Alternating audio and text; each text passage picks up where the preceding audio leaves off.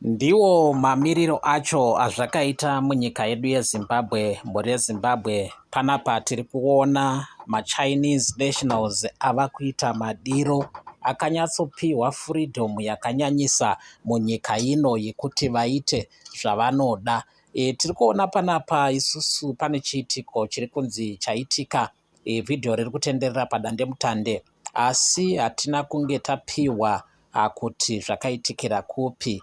Asi zviri kuratidza kuti maChinese aya akapinda mumunda memunhu, saka mukunetsana, mukurwisana, kudzivisana, tiri kuona maChina achizosimudza mabhemba achida kuataka varidzi venzvimbo. Ndo zviri kuitika mhuri yeZimbabwe. Takaona mumazuva adarika aya pane chimwe chizvarwa chenyika yeZimbabwe chakakuvadzwa nemaChina vachinetsana nenyaya yezviwanikwa zviri munyika muno. Zviri kutaridza kuti kumvurwi kwakaitika chiitiko ichi, nzvimbo yemvurwi renji nedzimwe nzvimbo dzakakomberedza kwaparadzwa zvikuru nemaChinese vari kuenda vachindowondonga makomo vachitsvaka zviwanikwa.